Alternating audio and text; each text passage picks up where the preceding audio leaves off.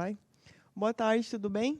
Gente, vocês desculpem esses minutinhos de atraso aí. Eu estava voltando de viagem no aeroporto. Eu ia chegar 2 horas da manhã e aí acabou que meu voo atrasou e eu cheguei 10h30.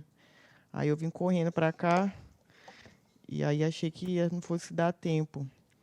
Então, olha só, a gente aqui hoje vai ter um aulão de penal geral.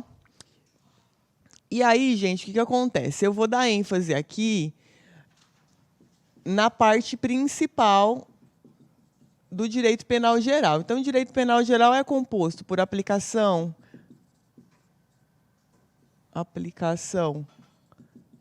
da lei penal no tempo e no espaço,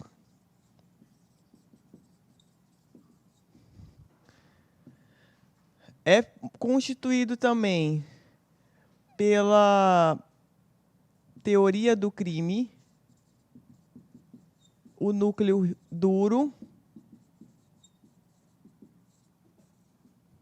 que é o fato típico, a ilicitude, a culpabilidade.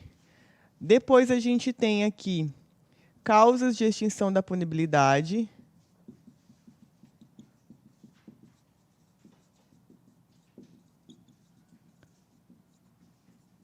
E aí a gente tem teoria da pena, teoria da aplicação da pena.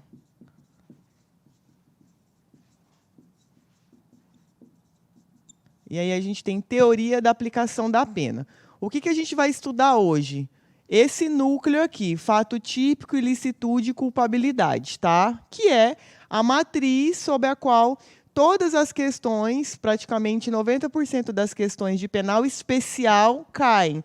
Então, dificilmente vocês vão ver questão de primeira fase de penal que é só a parte geral ou só a parte especial. Então, você vai ter lá um crime de homicídio misturado com erro na execução, um crime de homicídio misturado com um excludente de ilicitude, e assim sucessivamente. Então, os casinhos concretos que são trazidos para vocês na prova da OAB, na primeira fase, ele sempre vem junto com o crime da parte especial. Então, é misturada, né? Os temas são misturados, a parte geral com os crimes da parte especial. Então, aqui hoje a gente vai ver a parte rígida, que é isso aqui, tá? Aí, o que acontece? Com relação às causas de extinção da punibilidade, eu vou deixar aqui para vocês um tema para vocês darem uma ênfase e darem uma estudadinha em casa, porque está na moda, tá? Que é anistia, graça e indulto. Então, dei uma olhadinha, é bem simples, tá? Na verdade, o Código Penal ele não traz um conceito legal desses institutos. Ele simplesmente diz, olha, são causas de extinção da punibilidade, ou seja, o Estado ele não vai poder exercer a pretensão punitiva. Anistia, graça e indulto. Temos outras? Temos outras. Temos aqui a prescrição, a decadência, a perempção, a renúncia, o perdão judicial e o perdão do ofendido. Tá? Aqui para vocês, como são os principais temas, o que eu recomendo, tá? Lá eu não sei prescrição. E agora? E agora você não vai estudar prescrição para a primeira fase, não dá, ok? Prescrição é uma causa de extinção da punibilidade, é a mais complexa que a gente tem. Quem for fazer penal segunda fase é um dos principais temas de segunda fase. Sempre cai prescrição, em 99,9% das segundas fases. Lá, eu não sei prescrição, eu estudo para a primeira fase? Não, não estude, não perca seu tempo, tá? Aí a gente tem aqui decadência, renúncia e perempção. Também não são temas que a FGV gosta de trabalhar.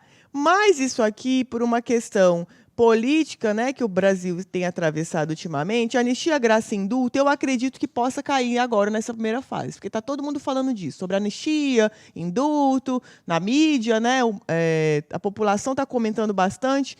Então, eu arriscaria que esse tema aqui ele pode ser cobrado. Então, para a primeira fase, dei uma estudada só nisso aqui. Laila, mas e se cair esses outros aqui? Olha, no universo de erros, tudo bem você errar uma questão dessa daqui, porque vai ser muito específica e ela não vai ser capaz de tirar da prova. Porque o tempo que você vai levar para estudar isso aqui é muito maior do que você dar uma reforçada na parte geral do núcleo rígido, que é o que você precisa para matar ali pelo menos umas 6 questões das questões de penal que são apresentadas, tá?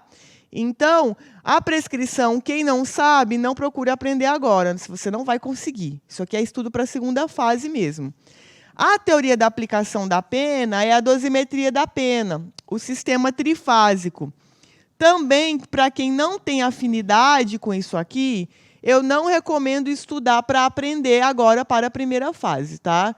Geralmente, quando eles cobram na primeira fase, eles trazem ali a literalidade do artigo 59, que são as circunstâncias judiciais, ali a literalidade dos artigos 62, 63, 64 e 65 do Código Penal, que são as atenuantes e agravantes genéricas, tá? Então, geralmente, na primeira fase, se você fizer uma leitura seca, isso aqui pode te ajudar, tá? Mas para aprender também não dá tempo, não recomendo para esse exame, a não ser que você vá fazer segunda fase em penal. Isso aqui é tema obrigatório, cai também em 99,9% das provas de segunda fase de penal, que é o método de aplicação da pena. E aqui da aplicação da lei penal no tempo e no espaço, eu vou mandar para vocês depois os artigos principais, que é só a literalidade, que fala sobre a extraterritorialidade,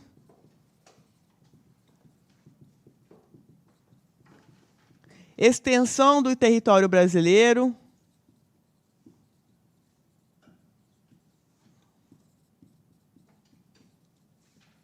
e por aí vai. São, salvo engano, 3 artigos para você ler. Geralmente a FGV gosta de cobrar, tá? Mas também é a lei seca, tá? Aqui quando a gente fala aplicação da lei penal no tempo é retroatividade, irretroatividade e ultratividade. Lembra? Lei nova mais benigna, lei nova prejudicial, abolício crimes, novatio legis incriminadora. Na aplicação da lei penal no espaço, é a questão da extraterritorialidade e a territorialidade. Então, quando a gente considera extensão do território brasileiro para aplicar a lei brasileira, quando que a gente vai aplicar a lei brasileira no estrangeiro e quando a lei do estrangeiro é aplicada no Brasil. Tá? Quando a FGV cobra esse tema, ela cobra o artigo, a literalidade do artigo também.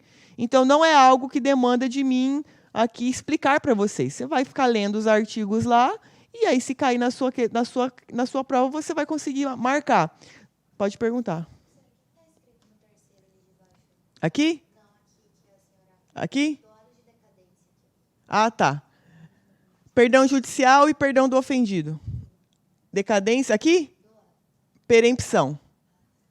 Prescrição, decadência, perempção, renúncia, perdão judicial e perdão do ofendido. Tá? Então, por que esses temas não costumam cair muito em penal? Porque perempção, renúncia, perdão judicial, eles atingem a ação penal privada. Então, geralmente, isso aqui vem em processo penal. Então, são institutos de processo penal que têm previsão no Código Penal. Então, se vocês forem parar para olhar, a decadência ela atinge o direito de queixa na ação penal privada ou de representação na ação penal pública condicionada à representação. Então, é processo penal. A ação penal está em curso. Renúncia.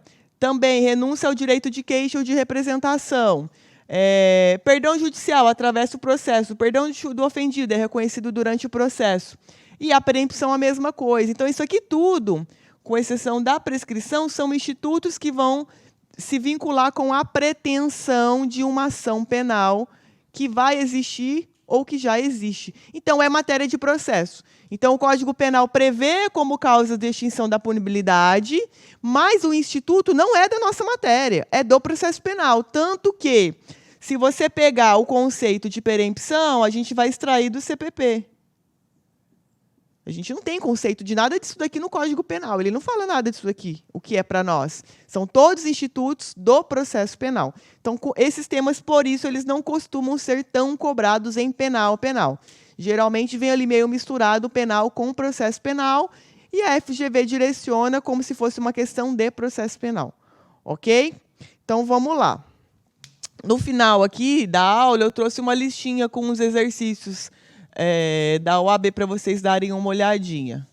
Já com o gabarito comentado, se a gente não conseguir terminar a aula com a resolução, vocês já vão ter lá esse material com o gabarito correto e o comentário em cima da questão.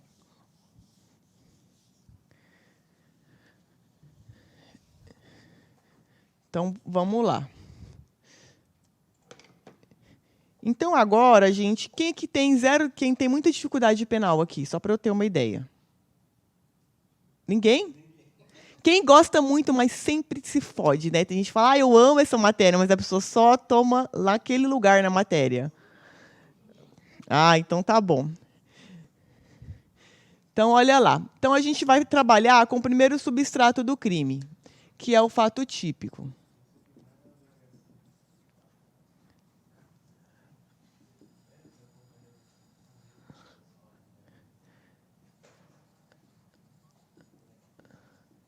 Aqui, gente, é muito tranquilo quando a gente procura entender do que decorar isso daqui. Então, eu, por exemplo, sou uma pessoa que sou péssima para decorar coisas. Eu não consigo decorar questões. Eu não tenho essa habilidade de decorar artigo. Eu não consigo, eu tenho que entender.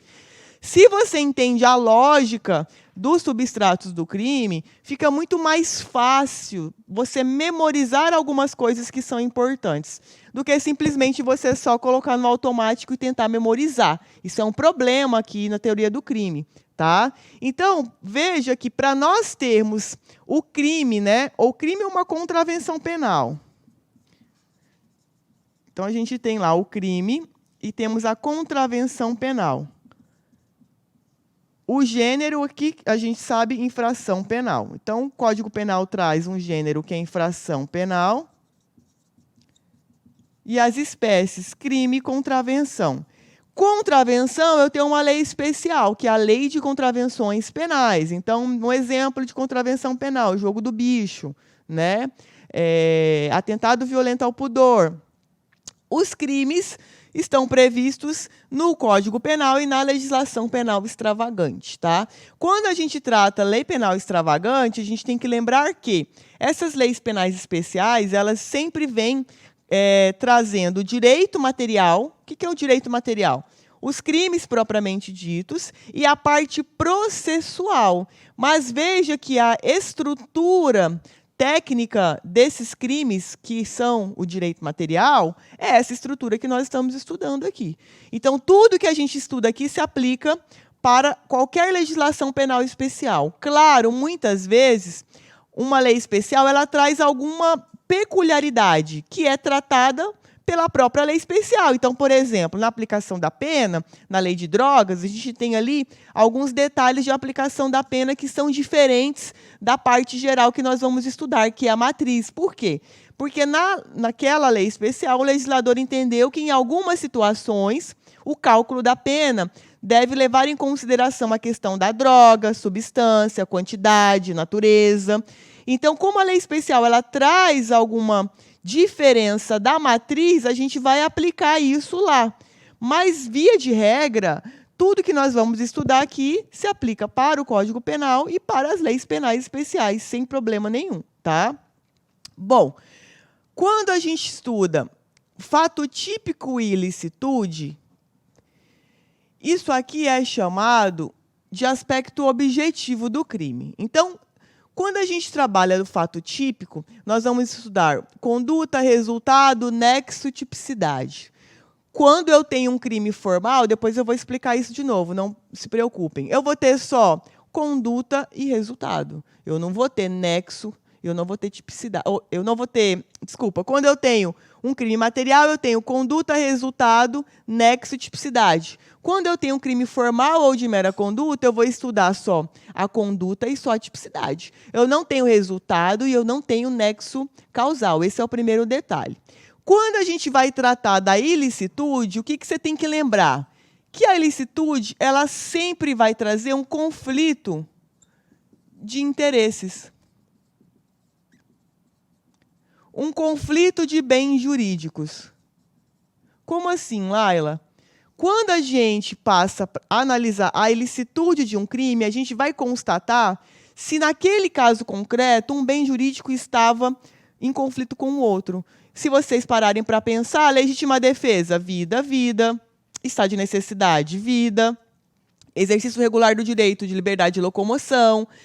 Todas as causas de exclusão da ilicitude, elas vão colocar em confronto dois bens jurídicos. E por essa razão, alguém vai prevalecer. Algum bem jurídico vai preponderar e, por conta disso, vai haver a exclusão dessa ilicitude. Por outro lado, quando a gente fala da culpabilidade, a gente analisa o crime pela perspectiva do agente.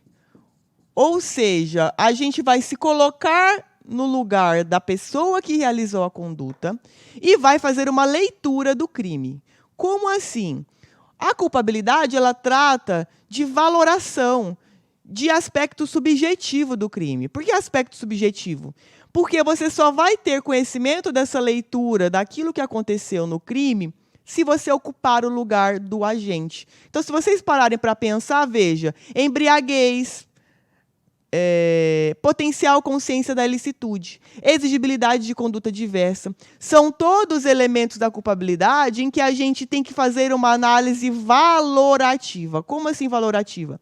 Será que aquela pessoa, quando praticou essa conduta, ela tinha potencial consciência da ilicitude? Será que ela sabia que ela não podia fazer isso? Ou ela achava que era permitido? Será que aquela pessoa que ingeriu bebida alcoólica, ela tinha plena capacidade de convicção? Será que a alcoolemia dela foi suficiente para fazer com que ela realizasse essa conduta? Veja que na culpabilidade a gente tem que analisar possibilidades. Isso é valoração. Será que estava mesmo? Será que aquela pessoa, poderíamos exigir dela uma conduta diferente daquela que ela praticou? Então, perceba que aqui dentro da culpabilidade, a gente sempre vai analisar a subjetividade do crime. A subjetividade do crime. E, quando a gente analisa o fato típico e a ilicitude, a gente vai analisar o aspecto objetivo do crime. Esse é o primeiro detalhe. Aí você poderia me falar, ai, Laila, tá, mas eu sei que o elemento da conduta é dolo ou culpa. Isso é elemento subjetivo. Elemento subjetivo da conduta, não é do crime. Veja, você não precisa decorar. Olha só, eu estou te dizendo que fato típico e ilicitude é um aspecto objetivo. Aspecto objetivo é aquele que não demanda valoração. É preto no branco. Ou é ou não é. Isso é aspecto objetivo. Então, por exemplo, se eu estou aqui e efetuo um disparo com uma arma de fogo nele, isso é dolo ou culpa? O que vocês acham? Dolo. Precisou de valoração? Nenhuma. Não viu. Você fez uma leitura do contexto e falou, não, isso é dolo. Não, isso é culpa. Então, tudo aquilo que nós, terceiros observadores, conseguimos assistir, interpretar e qualificar, isso é objetivo. Significa que não precisa de valoração. Qualquer pessoa que analisar aquele contexto vai falar, cara, isso aqui era estado de necessidade. Caralho, isso aqui era legítima defesa. Ah, não. Isso aqui é dolo. Isso aqui é culpa. Isso é objetivo. Então, quando vocês estudam lá, elemento subjetivo dentro do fato típico, então vocês estudam lá, você vai ter aula com o professor lá de parte especial, né? Homicídio doloso. Primeira coisa que ele vai falar, elemento subjetivo, dolo. Elemento subjetivo de quê? Do crime. Elemento subjetivo aqui da conduta. Mas perceba, é uma análise objetiva dessa conduta. Por quê? Porque nós que estamos de fora vamos falar, não, isso é dolo, isso é culpa. Não adianta a gente vir me falar, ou eu vir aqui falar para vocês, ai, gente, eu atirei nele porque eu fui imprudente. Não, vocês viram que é dolo. Não tem como eu mudar a natureza da minha conduta. Vocês vão fazer uma leitura e vão saber que é dolo. Então, essa é a diferença. Agora, na culpabilidade, efetuei um disparo contra ele e havia ingerido droga. Vocês têm condição de saber do meu discernimento? Não. Vocês precisam de mim, do meu exame, do meu teste.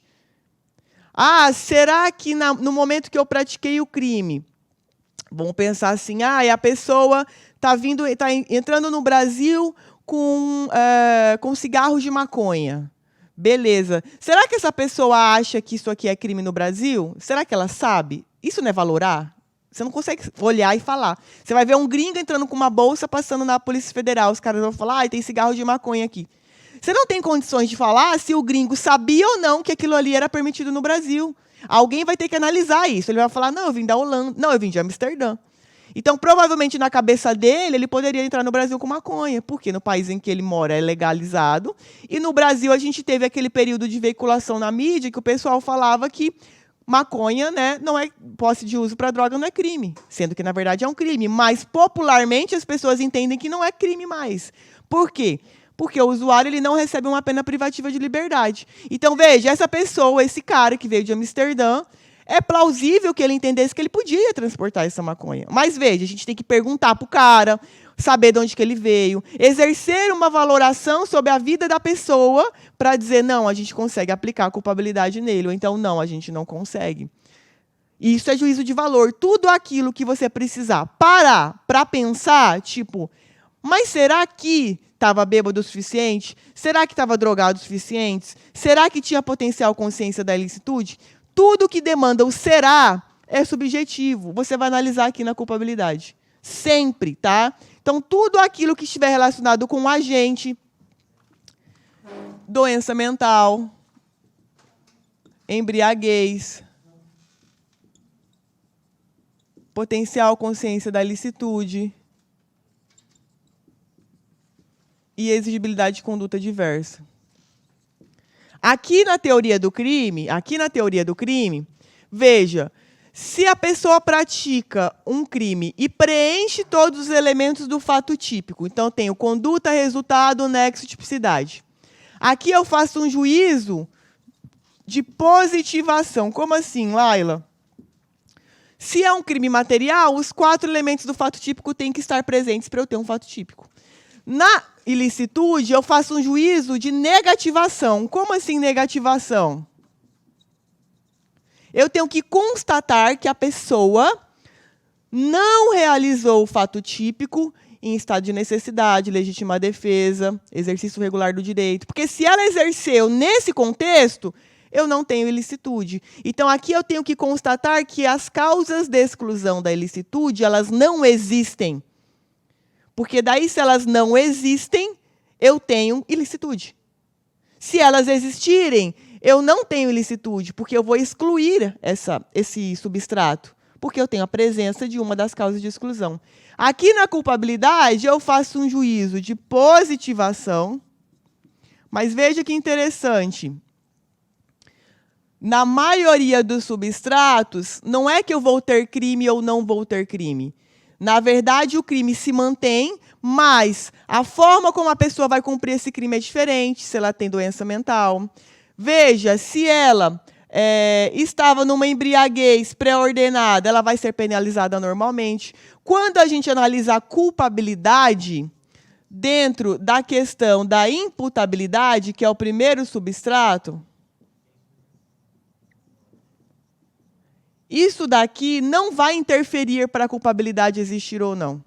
Veja que nos outros 2 pilares é diferente. Se eu tenho a ausência de um deles, eu quebro o substrato do crime, então eu não tenho crime. Na culpabilidade é diferente. Na imputabilidade, se eu tenho ou não a presença dos elementos que compõem ela, nós vamos ter uma alteração na natureza da pena cominada. Ou é uma medida de segurança, ou uma pena privativa de liberdade. Não quer dizer que eu não tenho crime para fins penais. Eu tenho crime. Só que nós vamos ter algumas alterações na sanção que é cominada. Então, aqui, não vamos fazer um raciocínio como a gente faz na ilicitude e no fato típico. A gente vai fazer uma constatação de presença ou não, e aqui dentro, a gente vai ver depois, no final da aula, que nós vamos ter ou uma pena privativa de liberdade ou uma medida de segurança. Os outros 2 substratos, que é a potencial consciência da licitude e a exigibilidade de conduta diversa, esse sim também é um juízo positiva. A pessoa tem que ter potencial consciência da licitude e a gente não pode exigir dela, a gente poderia exigir dela uma conduta diferente daquela que ela realizou naquele contexto criminoso. Então, esses dois últimos elementos da culpabilidade é a mesma lógica aqui do fato típico. Mas o primeiro não, ele é diferente. E é exatamente esse que cai nas provas da FGV, né? Porque o fácil, ela não vai cobrar, ela vai cobrar o que é complicado. Tudo bem, mas ao longo das aulas, da aula hoje, né, das aulas é uma só, a gente vai falar sobre cada um deles aqui rapidamente, tá? E aí eu explico de novo. Isso aqui é só para vocês terem uma ideia geral dos substratos do crime. Gente, qualquer dúvida pode perguntar, tá? Se tiver dúvida envolvendo parte especial também, não tem problema nenhum. Porque às vezes vem uma dúvida com um crime, né? Sem problemas. Então vamos lá, vamos falar primeiro sobre o fato típico.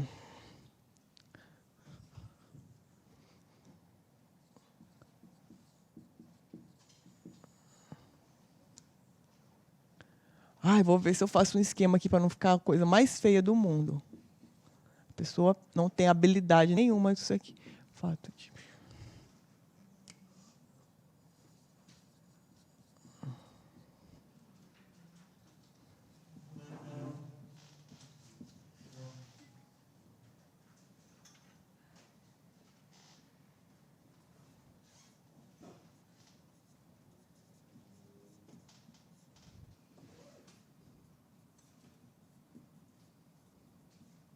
Então, aqui, primeiro detalhe, no fato típico, nós temos 4 elementos: conduta, resultado, nexo e tipicidade. Ok.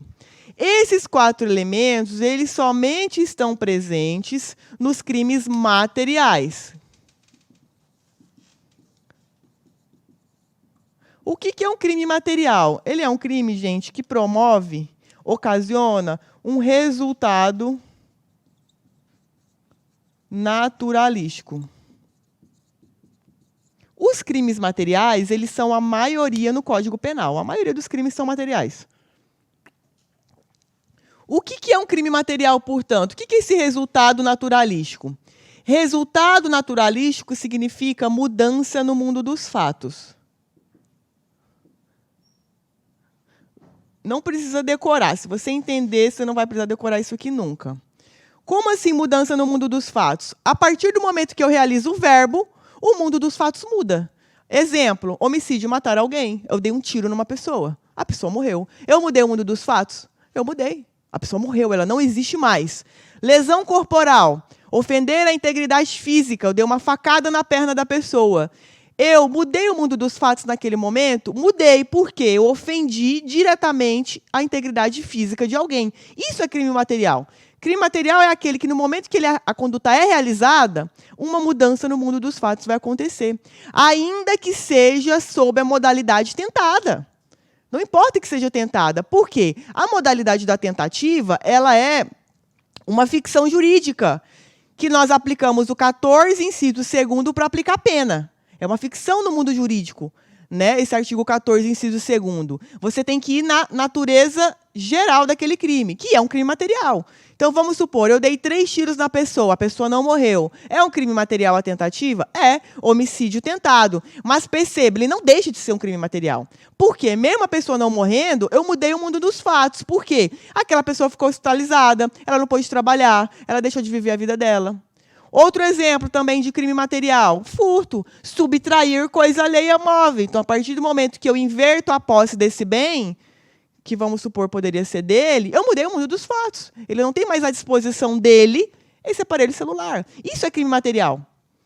Então, se vocês perceberem, as questões da FGV sempre vêm trazendo crimes materiais. Por quê? Porque ela quer trabalhar com vocês, ela vai precisar trabalhar a questão do nexo e do resultado. Então, por isso que a gente, quando tem questão da FGV sobre com causas relativamente independentes, que a gente vai falar daqui a pouco, superveniência de causa absolutamente independente, veja que os exemplos são todos homicídio ou lesão corporal. Você não vai ver nenhum outro exemplo de nexo causal e resultado que não seja homicídio ou lesão corporal. Os caras não têm como usar extorsão. Veja, o verbo da extorsão é constranger. Constranger mediante violência ou grave ameaça. Artigo 158 do Código Penal. Veja que eu constranjo a pessoa. Então, eu digo assim, olha, eu estou com o seu carro que foi roubado, eu sei onde está, o valor do resgate dele é tantos mil. Veja que quando eu ligo para você e eu falo isso, se você não me pagar R$1.000 de resgate, eu, sei lá, vou depenar seu carro, eu já exerci um constrangimento. O crime já está consumado para fins penais. Não importa se você vai me pagar ou não esse resgate. Por quê? Porque o verbo é constranger, com uma finalidade que é obter uma vantagem econômica. É um crime patrimonial. Mas perceba que o verbo é constranger. Então, se eu realizei o verbo que é o constrangimento, o crime está consumado. Isso é um crime formal. Um crime formal. Não importa se você vai ceder ou não ao meu pedido de resgate. Veja que nesse crime formal eu tenho uma conduta e eu tenho uma tipicidade. Laila, mas o resultado, o mundo nos fatos não mudou? Porque a pessoa está sem o carro dela? Mudou, mas nós não estamos falando do crime de furto ou roubo que ela sofreu, nós estamos falando da minha extorsão. Eu posso muito bem ter encontrado esse carro abandonado, encontrado quem é o dono e, né, exercido ali uma extorsão em cima daquela titularidade. Não estou dizendo do crime antecedente, que deu origem a esse carro. Esquece o furto, estou dizendo a extorsão. Nem sempre a pessoa que está na extorsão é a pessoa que furtou. Veja que, nesse caso, no momento que eu digo assim para ele ou para uma pessoa, né? Olha só, é R$1.000 o resgate do seu carro. Vamos supor que você olha para mim e fala, tá, tudo bem, não vou pagar. E aí, eu tive vantagem patrimonial do crime? Não, porque a extorsão ela visa que eu receba uma vantagem econômica por conta do meu constrangimento. Então, veja que eu não recebi nenhuma vantagem econômica. Porque você falou para mim, olha, pode ficar, eu tenho seguro, está tudo bem. Mas, veja, o crime está consumado para fins penais? Está a pena de 4 a 10. Normalmente. Normalmente. Essa é a ficção jurídica que é tratada no crime formal. Mas, para nós aqui na estrutura do fato típico, eu não tenho resultado naturalístico num crime formal. Por quê? Porque eu não mudo o mundo dos fatos. Não mudei o mundo dos fatos.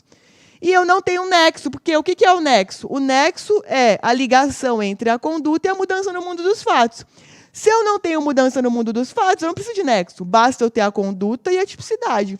Então, eu constrangi com a finalidade de... Isso está previsto no artigo 158. Então, eu consumei um crime de extorsão. Laila, mas vamos supor, nesse caso, que eu te paguei o resgate. Qual que vai ser a diferença, então, se, mesmo sem receber o resgate, você já está no crime consumado? Nesse caso, na aplicação da pena, o juiz vai falar, essa filha da puta ainda recebeu dinheiro, então eu vou acrescentar aí 1/8 na pena dela, porque ela recebeu o exaurimento do crime formal dela. Ou seja, no crime formal, quando eu consigo atingir essa mudança no mundo dos fatos, porque ela é dispensável para o crime formal existir. Acabei de dar um exemplo aqui da extorsão. Veja que, quando eu consigo obter a minha finalidade pretendida, no caso da extorsão, né, constranger com a finalidade de. Se essa minha finalidade de obter grana deu certo, veja que eu mudei o mundo dos fatos, não mudei? Porque você, além de perder seu carro, perdeu mais R$1.000. Porque quando você perdeu o seu carro lá atrás, você sofreu um prejuízo patrimonial, em alguma maneira.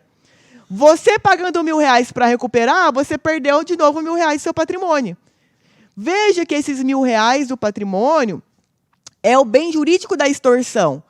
Quando essa finalidade ela é atingida, esse resultado naturalístico é atingido, embora o crime formal ele dispense esse resultado, o juiz ele vai considerar isso no cálculo da pena. E aí ele vai aumentar a pena na primeira fase por conta disso, dessa vantagem que foi obtida. Nesses casos, a gente diz que é um exaurimento do crime. Então, o que é um exaurimento do crime? É um efeito do crime formal que é dispensado pela lei penal para considerar que aquele crime é consumado. É isso. Isso a gente chama de exaurimento. Eu vou dizer, isso daí é mero exaurimento. Como assim mero? Por que eles dizem mero exaurimento? Por quê? O crime formal, ele dispensa isso. Mas pode ser que aconteça. Quando isso acontece, por que eles dizem mero? É como se fosse assim, mero aborrecimento, né? Isso aqui Tá tudo bem, é um mero exaurimento. A gente não precisa disso para o crime estar consumado, já está consumado. Vamos considerar essa mudança no mundo dos fatos no cálculo da pena. Mas para fins penais, não. Então, veja que o crime formal ele é aquele crime que até pode ter isso aqui, até pode, mas é dispensável para fins penais. O Código Penal ele não trouxe, na sua parte geral, essa necessidade. Laila, me dê mais exemplos de como que eu vou saber quando que eu tenho um crime formal ou não. Sempre, em 100% das hipóteses, vai ter assim, o verbo nuclear mais uma finalidade específica.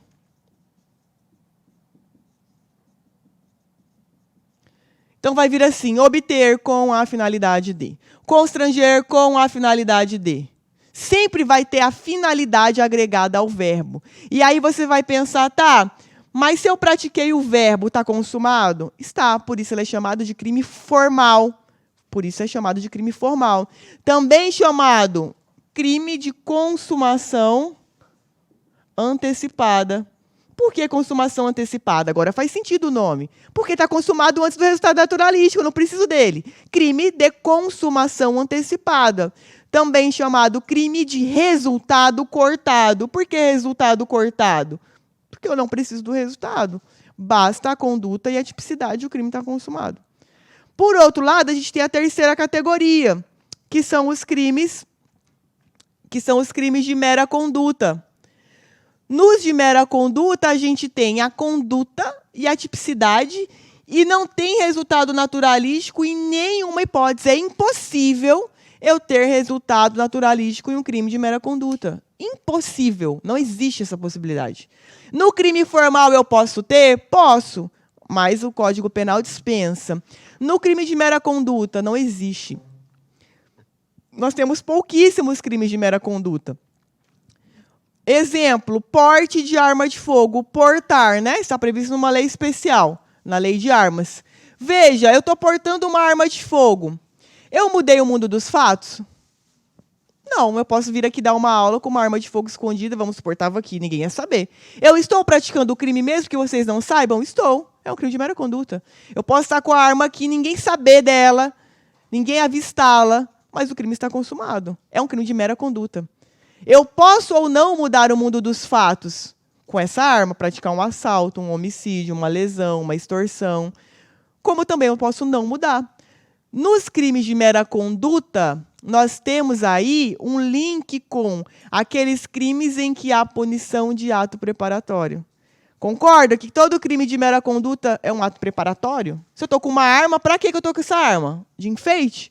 Alguma coisa ela serve, ou para matar, ou para roubar, fazer qualquer coisa. Perceba que, então, eu tenho ali uma mera conduta que é preparatória de um crime posterior. Ou disparo de arma de fogo, ou homicídio, ou extorsão, ou sequestro, ou roubo. Então, o legislador ele se antecipou. Então, ele falou, não, vamos punir o porte legal de arma de fogo, porque desse porte eu posso ter outros crimes que vão refletir. Então, vamos tentar inibir a prática desses crimes futuros que podem derivar desse porte. Por isso é chamado mera conduta. Olha só de novo, mera conduta. Como assim mera? Por que mera? O simples fato de eu ter a arma já é crime. Não importa que eu não fiz nada com ela, já é crime. Isso é mera conduta. Algo que simplesmente por existir já é crime. Por isso a palavra mera. Então, os crimes de mera conduta, eles nunca vão ter o resultado naturalístico. Nunca. Ok? Então, essa é a diferença entre crime formal, material e de mera conduta. Por que eu trouxe essa diferença aqui para vocês? Porque sempre que a FGV trouxer um enunciado de questão e vocês não visualizarem isso aqui, nós não estamos falando de crime material. A gente está falando de crime formal ou crime de mera conduta, para vocês não estranharem que não vai existir isso aqui. Por outro lado, os crimes todos que a FGV gosta, quais são os principais? Né? Crime sexual, estupro, furto, roubo, homicídio, lesão corporal, todos são crimes materiais. Laila, eu fiquei na dúvida no enunciado da questão. Eu não sei se esse crime ele é formal ou se ele é material. Vai para o material, chuta, que é a regra. Na pior das hipóteses, você tentou chutar ali na regra, que é um crime material. Por quê? 99% dos crimes são materiais. Nós temos, né, quase não temos previsão de crime formal no Código Penal e na legislação extravagante. E também pouquíssimo mera conduta. Por quê? Porque a gente está punindo ato preparatório. Então, a gente tem lá, por exemplo, um crime que é crimes contra a fé pública. Petrechos de falsificação de moeda. Petrechos. Então, eu tenho lá uma bobina que é capaz de reproduzir uma nota. Veja, é um petrecho. Eu tenho um petrecho na minha casa. Eu mudei o mundo dos fatos? Ainda não. Ainda não, porque eu não produzi nenhuma nota falsa com ele. Mas o legislador já previu que é crime. Então, eu tenho um petrecho na minha casa. Eu não vou ter resultado naturalístico, eu não vou ter nexo causal, mas eu tenho a minha conduta, que é o fato de eu ter uma coisa dessas, e a tipicidade, que é o crime de petrecho para falsificação. É um crime de mera conduta. Veja, é um ato preparatório. Para quê? Para o crime de falsidade, falsificar moeda, né? Ou falsificação de moeda. Então, perceba que os institutos eles vão se vinculando. Então, não é errado você criar premissas para ficar mais fácil de você memorizar. Então, não é errado você dizer que crime de mera conduta, em regra, é ato preparatório de crime. Não é errado. Então, quando você lembra daquele crime petrechos, lembra petrechos, porque sempre cai em prova que é um crime que pune ato preparatório. Sempre cai esse enunciado. Por quê? Porque é uma mera conduta. Por quê? Porque eu não tenho resultado naturalístico, eu não mudo o mundo dos fatos com isso. Quando você lembrar do porte ilegal de arma, que sempre cai também, lembra, não mudou nada o mundo dos fatos eu portar uma arma. Ainda não mudou, mas é uma mera conduta. Então, isso é um ato preparatório de alguma coisa. Todo crime que pune mera conduta é ato preparatório para alguma coisa. Tudo bem? Alguma dúvida até aqui? Pode perguntar, viu, gente? Tá, beleza, vou colocar aqui.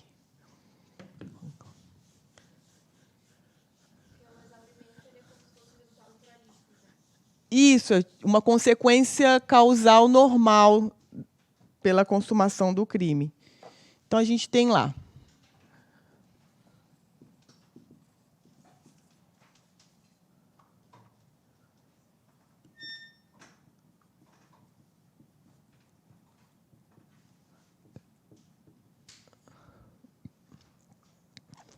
No crime material, o resultado naturalístico ele é obrigatório para o crime consumado. Ele é obrigatório para o crime consumado. Sempre vai ter. A não ser que seja uma tentativa muito ruim. Então, eu dei um tiro na direção de uma pessoa, nem acertei essa pessoa, né? Eu mudei o mundo dos fatos? Teoricamente, não, porque eu não acertei, né? Mas, em regra, um crime consumado material, eu tenho que ter esse resultado naturalístico. No crime formal, é facultativo para fins de consumação. Eu posso ou não posso ter. Se eu tiver, eu exauri. O que é exaurir? Exaurir é você gastar tudo que você tinha para aquilo. Então, vamos supor, fiz uma aula de bike, eu estou exausta, eu estou exaurida. Ou seja, tudo que eu tinha de força e vitalidade foi. Isso é exaurir. É quando você dá tudo que tem ali e não tem mais de onde tirar. Isso é exaurimento. Então, quando eu tenho o crime formal, que eu consigo atingir esse resultado, a gente diz que ele é mero exaurimento. Tipo assim, é um crime formal que esgotou tudo, até um resultado que ele não precisava atingir. Isso é um mero exaurimento. Exatamente. Não, mas aqui lembra, no formal, a gente não tem o homicídio. No formal, sempre a gente vai ter um binômio, que é o verbo do crime mais uma finalidade. Exemplo, artigo 158, que é o melhor para explicar, extorsão. Então, eu vou ter um verbo, constranger, com a finalidade de obter uma vantagem. Eu tenho um binômio. Sempre o crime formal eu tenho uma dupla. O verbo e um objetivo. Sempre, não tem exceção. É isso que diferencia o crime formal do material. Bom, para fins penais, Eu realizei o verbo, eu já consumei. Independente da finalidade. Essa finalidade aqui sendo atingida é a mudança do mundo dos fatos. Então, perceba que na extorsão, se eu dei milão do resgate, houve o atingimento também do segundo elemento do binômio. Esse atingimento, nós dizemos que é um exaurimento. Por quê? Porque não precisava para o crime estar consumado. Bastou a gente ter o primeiro, que é o verbo. Então, eu fiz uma ligação. Ó, estou com o seu carro, vou depenar ele se você não me der R$1.000. Consumei. 4 a 10 anos. Já foi. Não importa se eu vou receber ou não esses R$1.000. Tá, mas e se eu receber esses R$1.000? Como vai ficar a individualização da minha pena? Porque também seria injusto. Vamos supor, eu dei um exemplo de R$1.000, mas vamos supor lá que fosse R$100.000 o resgate. Um cara que constrangeu e não recebeu nada, e um cara que constrangeu e ainda recebeu R$1.000. É justo a mesma pena para os dois? Não. Como que fica isso? Esse que recebeu, ele teve o exaurimento do crime, porque ele ganhou R$100.000. Por conta desse atingimento do segundo elemento do binômio, nós dizemos que exauriu. E aí, no cálculo da pena, o juiz ele vai aumentar a pena dele na primeira fase, por conta disso. No crime de mera conduta, eu nunca vou ter resultado naturalístico. Então, é gradativo, né? No crime material é obrigatório, no crime formal é facultativo, no crime de mera conduta eu não tenho. Eu nunca vou ter. Então, a gente vem da regra para a exceção. Lá, então, eu não tenho exaurimento em crime material? Não. Não pode dizer, ai, fulano matou alguém. Tá, isso é um mero exaurimento. Não, isso não é um mero exaurimento. Isso não é exaurimento, é o crime material que foi consumado e mudou o mundo dos fatos. Porque sempre quando a gente vê essa palavra aqui, mero, não é algo que não é tão importante. Lembra? Basta pegar direito civil, né? Ah, dano moral, isso é um mero aborrecimento. Por que os juízes dizem isso? Mero. Ah, não vou te dar dano moral. Isso aqui só foi uma chateação. Mero. Não é tão importante assim. Não é tão relevante assim. É um mero aborrecimento, igual aqui. É um mero exaurimento. Então, assim, é uma mera consequência da realização do verbo. Mas, para fins penais, a gente não se importa. O crime já está consumado. Mas, se exauriu, eu vou considerar no cálculo da pena. Então, por isso que somente nos crimes formais eu tenho isso, mero exaurimento. Não existe mero exaurimento em crime de mera conduta ou em crime material. Só existe exaurimento em crime formal. Tanto que se vocês digitarem, né, depois pesquisarem questões de prova com a palavra mero exaurimento em matéria penal, é só crime formal que vocês vão ter lá. Não existem outros crimes. Deu para entender, mais ou menos? Então, tá, beleza.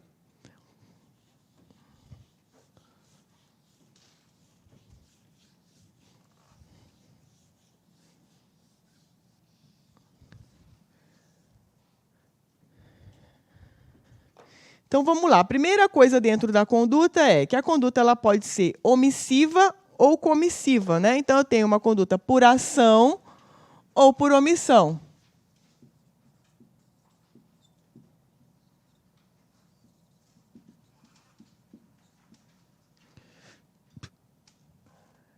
Essa omissão ela pode ser própria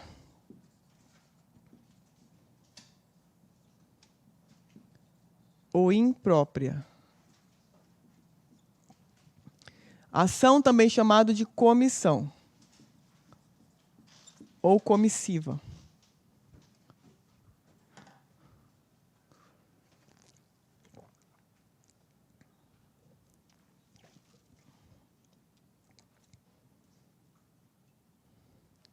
Então, olha só. Quando a gente fala nos crimes de ação, que são a maioria, né, ou comissão, eu tenho uma conduta positiva. Então, eu tenho o verbo do tipo, eu realizo esse verbo, essa conduta é positiva, é um fazer, eu tenho que agir, eu tenho que me movimentar, né?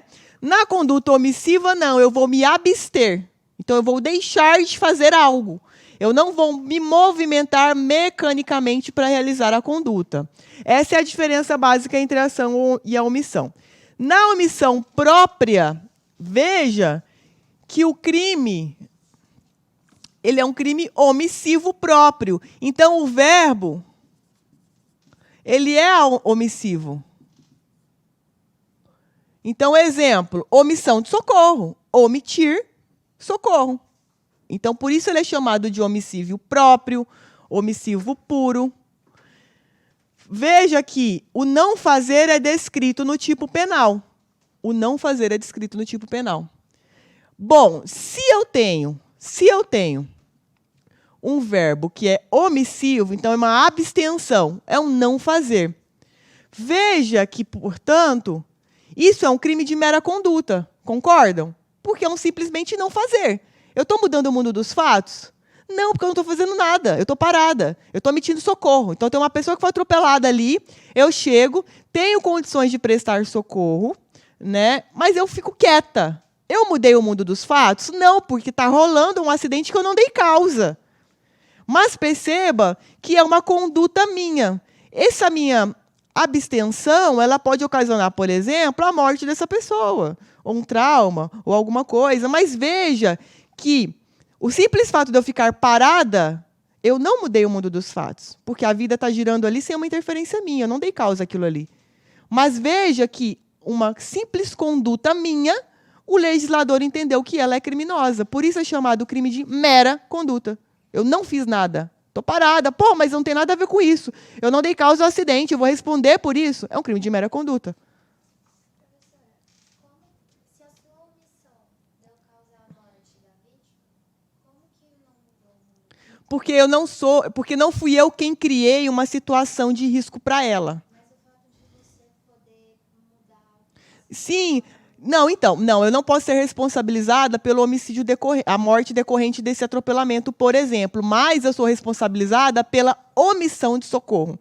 Entende que o legislador falou, não, eu não posso responsabilizar a Laila pela morte dessa pessoa por atropelamento, porque, primeiro, ela não deu causa, e, segundo, sei lá, ela pode simplesmente ficar nervosa e ficar congelada e não fazer nada. Então, eu vou criar um crime que vá punir essa omissão dela, mas que não é responsável pela ocorrência do evento morte, porque não foi ela que deu causa ao atropelamento. Então, aí eles criaram essa mera conduta de omissão de socorro. Então, é menos que um meio termo, porque é uma terceira pessoa que não deu causa à situação, que não provocou essa mudança no mundo dos fatos, mas que poderia fazer algo para impedir, e ela não quis. Então, os caras criaram esse crime de mera conduta. Veja aqui. Então, aqui é uma regra absoluta, que todos os crimes de omissão própria são de mera conduta. Todos. E todos os crimes de mera conduta não admitem tentativa. Tá vendo que, assim, quando a gente vai entendendo, é muito melhor do que decorar as coisas. É muito mais lógico do que você decorar. Porque sempre tem aquelas tabelinhas, crimes que não admitem tentativa. Aí você vai olhar lá, crime de mera conduta. Aí você fica, tá. Mas por quê? Porque, veja, quando eu tenho um crime omissivo próprio, vou pegar um crime aqui que é comissivo, né? Matar. Quando eu tenho um crime que é comissivo, vou pegar esse crime material, matar. O meu matar, eu leio, é um verbo. Mas perceba que o verbo ele é fracionado em mini-atos de execução. Vamos supor que esses mini-atos meus aqui sejam 10 tiros. Eu dei 10 tiros, desferi 10 tiros, mas o meu verbo é um só. Eu respondo por um homicídio. Veja que eu consigo, portanto, fracionar meus atos de execução. Qualquer verbo que eu consiga fracionar meu ato de execução, cabe tentativa. Porque a tentativa é a interrupção dos atos de execução, correto? Em qualquer momento. Ou no comecinho ou no final. Mas, para eu conseguir ter um crime tentado, eu preciso ter pelo menos 2 tiros. Porque aí eu consigo interferir aqui. Mas lá eu posso matar com um tiro só, tudo bem. Mas, para a gente criar a classificação, a gente tem que pensar em todas as formas que o verbo pode ser praticado, e não em uma exceção. Então, eu posso praticar o matar com vários movimentos. Essa é a regra. Não é um crime que eu pratico só com um. Eu posso até praticar com um. E dei um tiro na cabeça. Tudo bem. Mas, em regra, a rigor, eu posso fracionar esses atos. Agora, na omissão, a pessoa está ali acidentada. Eu fiquei parada. Eu consigo fracionar, ficar parada? Não. Ou eu estou parada ou não estou. Olha aqui o outro verbo. Portar arma de fogo. Ou ela está na minha cintura ou não está. Se ela não está na minha cintura, eu não estou portando. Não tem como eu fracionar isso. Não tem como eu ter 2 atos para portar. Ou eu tenho ou não tenho. Não tem como eu fracionar uma omissão. Ou eu tenho ou tenho. Não tem como eu fracionar eu ter uma coisa na minha casa ou não. Ou eu tenho um petrecho que falsifica moeda ou não tenho. Não tem uma tentativa disso aqui. Ou está lá ou não está. Então, perceba que, por isso, todos os crimes de mera conduta, eles não admitem tentativa. Por quê? Porque eu não consigo fracionar o ato. Na hora da prova, se você ficar em dúvida, não tenha vergonha de fazer o rascunho na sua prova. Você vai pegar o verbo lá do enunciado e vai falar, cara, será que eu consigo praticar isso em mais de um momento? Será que eu consigo pegar esse núcleo aqui, que é esse verbo, e transformar ele em 2 atos? Eu consigo. Então, admite tentativa. Já não é mera conduta. Sai fora, não é mera conduta. Ok? Então, todo crime omissivo próprio ou puro é um crime de mera conduta e crime de mera conduta não admite tentativa. Olha aqui, artigo 135. Deixar de prestar assistência quando possível, fazê-lo sem risco pessoal, ou não pedir, nesses casos, socorro da autoridade pública. Então, veja que, nesse caso, eu tenho um crime de omissão própria. Tudo bem, gente? Alguma dúvida até aqui? Então, se na sua prova tiver lá um crime que você não consiga fragmentar o verbo, qualquer crime, você precisa decorar, você vai ver que aquilo ali ou é um crime de mera conduta e ele é um crime que não vai admitir tentativa. Mas você não precisa decorar isso, porque isso é lógico. Se você criar uma lógica de raciocínio. Ora, se o crime eu pratico com uma conduta só, eu não consigo criar mais de uma conduta para praticar o crime. Ou eu tenho a arma ou eu não tenho. Como que eu vou ter tentativa disso? Não tem como. E isso é um crime de mera conduta. Por quê? Porque eu não vou mudar o mundo dos fatos. Tudo bem? Por outro lado, o outro crime que a gente tem, a outra classificação, são os omissivos impróprios ou impuros, ou comissivos por omissão. Esses são os que caem mais na prova.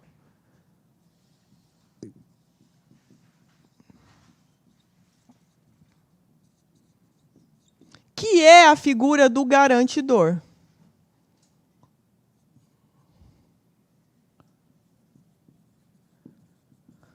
Gente, tudo no Código Penal, tudo na nossa disciplina que vier dizendo assim, uma classificação que é imprópria, tudo que nós estivermos estudando aqui que é impróprio, significa que, a rigor, não é aquilo, não é aquele instituto. Em direito penal, toda classificação que vem acompanhado da palavra imprópria significa que não é aquilo que eles estão querendo dizer. Mas criou-se uma ficção jurídica para a gente considerar como se fosse. Então, na verdade, o crime omissivo impróprio, ele não é um crime omissivo. Ele é um crime comissivo, mas a gente vai dar tratamento de crime omissivo impróprio. É isso. Exemplo. Sou salva-vidas, tenho que salvar uma pessoa lá que vai morrer de afogamento. Eu vejo a pessoa se afogando, eu não vou lá. Perceba, o fato de eu não ir lá é uma abstenção, correto? Eu não me movimentei, eu não saí do lugar. Mas, juridicamente, por uma ficção jurídica, eu vou responder pelo verbo matar, como se eu tivesse ido lá e afogado a pessoa. Mas perceba, eu nem estava lá com a pessoa no momento do afogamento. Eu estava visualizando ela se afogar e não fui lá. Então, isso é um crime omissivo? A rigor? Não. Por quê? Porque, teoricamente, por uma ficção jurídica, eu teria que ir lá. Qual é o efeito jurídico penal disso? Eu respondo pelo matar alguém, como se eu tivesse ido lá e afogado a pessoa. Isso é uma ficção. Então, quando a gente estuda aqui a omissão, nós estamos tratando do artigo 13, parágrafo 2º. Esse é o artigo dos crimes omissivos impróprios. Todo crime omissivo impróprio é material. Por quê? Porque para eu responsabilizar ele por não ter feito nada, por ter ficado parado quando ele tinha um dever jurídico de agir, tem que ocorrer uma mudança no mundo dos fatos. Porque vamos supor que essa pessoa começou a se afogar, mas ela acabou se salvando. Eu mudei o mundo dos fatos? Não, porque ela não morreu e nem desmaiou, nem nada. Como que eu vou responsabilizar penalmente? Eu preciso ter uma mudança no mundo dos fatos. Então, aqui, a gente sempre vai ter crime material. Laila, eu posso ter tentativa nos crimes omissivos impróprios? Posso. Por quê? Porque, a rigor, não é um crime omissivo. A rigor, eu vou responder como se eu tivesse praticado o verbo positivamente. Então, portanto, caberia tentativa nesses casos. E porque também é crime material, correto? Crimes materiais sempre admitem tentativa. Sempre. Essa é uma regra absoluta. Olha só quais são os casos, né, aqui do artigo 13, inciso 2º.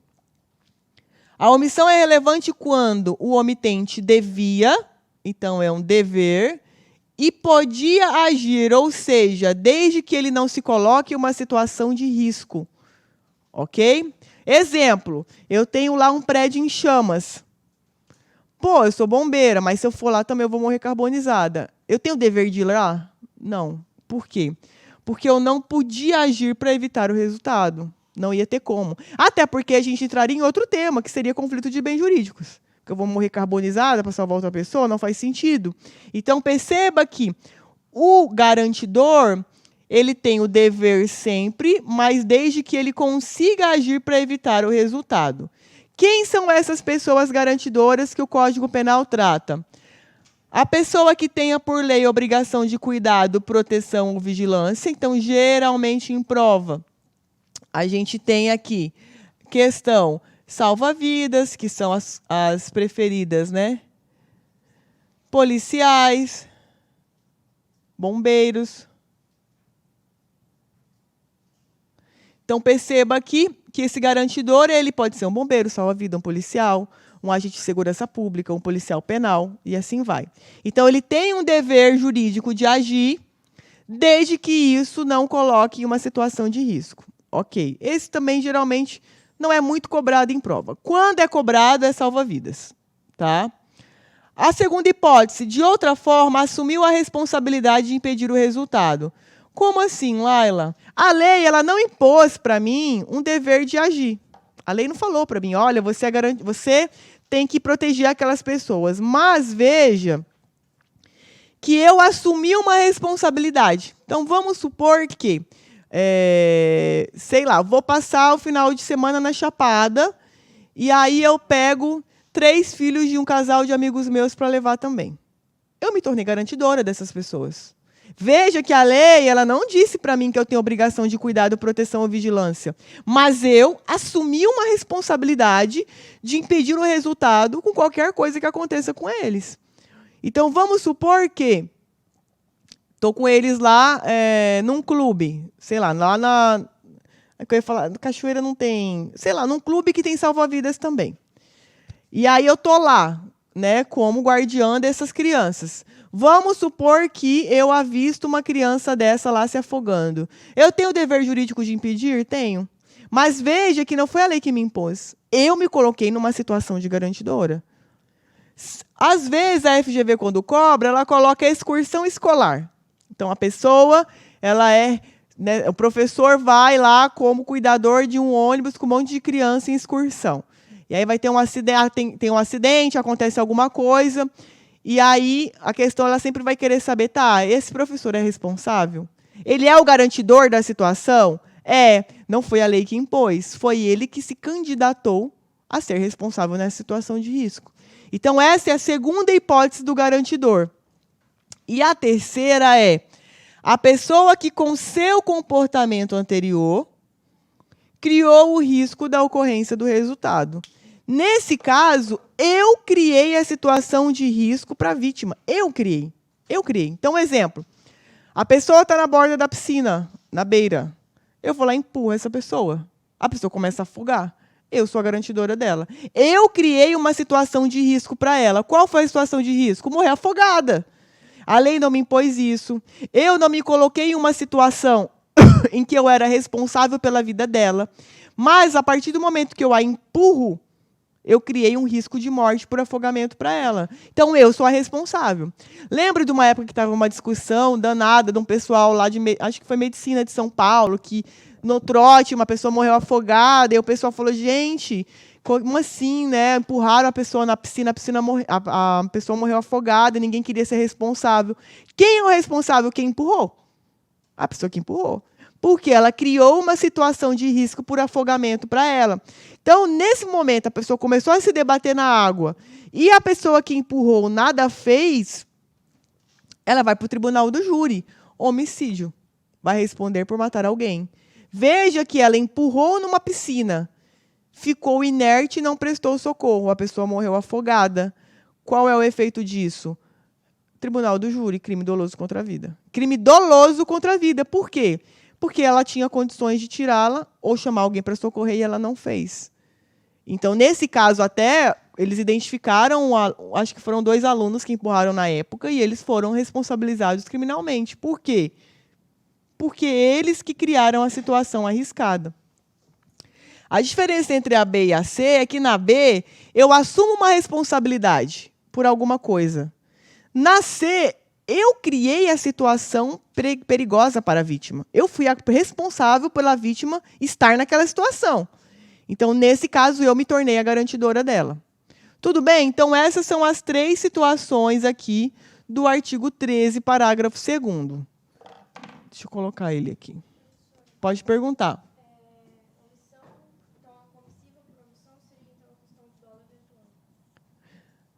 Não, a questão do dolo ou dolo eventual não importa para nós aqui. Porque pode até ser um garantidor que tem um dolo eventual. De dizer assim, eu empurrei ele na piscina, vamos ver se ele consegue se debater aí e vou embora. Né? Eu assumo o risco se ele morrer afogado ali porque eu empurrei. Ou simplesmente pode ser, não, empurrei ele na piscina, estou vendo, se afogando e vou deixar. Né, vou ficar olhando até a pessoa se afogar. Então, não importa se o dolo ele é direto ou eventual aqui. Não vai interferir. Até porque o dolo que a gente vai ver agora, né, que é o próximo tema, ele vai englobar a ação e a omissão. O dolo eventual e a culpa. Tá? Então, não importa para nós esse juízo de valor.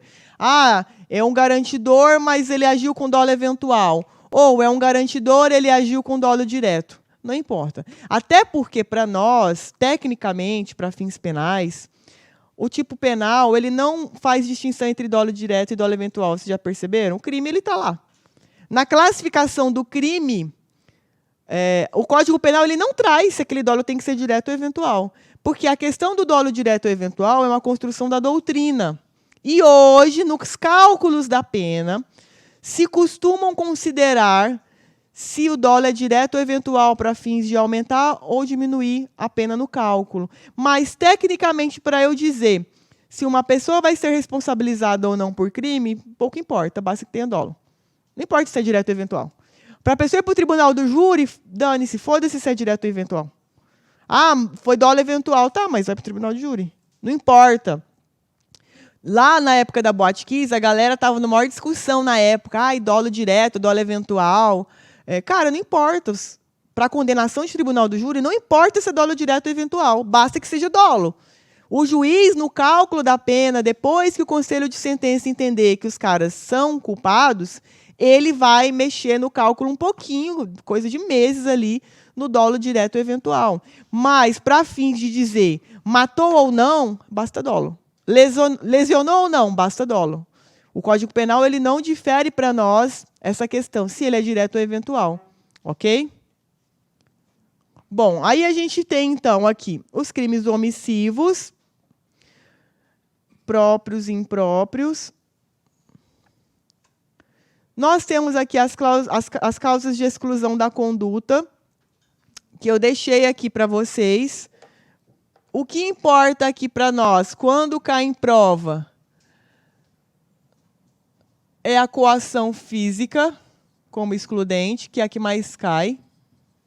Coação física irresistível. Então, a coação física irresistível, ela é uma causa de exclusão da conduta que cai muito em prova. Qual é o efeito da coação física irresistível? A pessoa que realiza a conduta, vou colocar aqui, a pessoa que realiza a conduta é denominada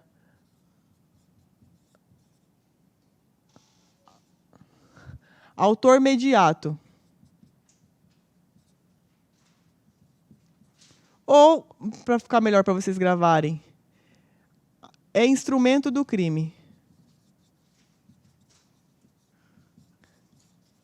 Exemplo de coação física irresistível. Uma pessoa vai lá, pega na minha mão, coloca o dedo sobre o meu dedo e faz eu puxar um gatilho. Isso é uma coação física irresistível. Então, nesse caso, eu, Laila, sou vista como um instrumento para a execução do crime. Então, na verdade, ali, a pessoa que, né, colocou a mão dela sobre a minha, ela é a autora mediata. É ela quem vai ser responsabilizada criminalmente. Eu sou visto como um mero instrumento para a prática do crime. Mas, quando cai em prova, eles querem só que vocês saibam que a coação física irresistível, ela exclui a conduta. Se ela exclui a conduta, eu não tenho crime, correto? Eu não respondo por nada. Lá, se a coação ela é resistível, ou seja, se eu podia ter resistido. Nesse caso, eu respondo pelo crime normalmente e eu posso ter aqui, de repente, uma atenuação de pena na segunda fase, tá? Ali como uma atenuante genérica. Tudo bem? Aí depois a gente entra no mais importante, que são os elementos da conduta. Então, a gente já viu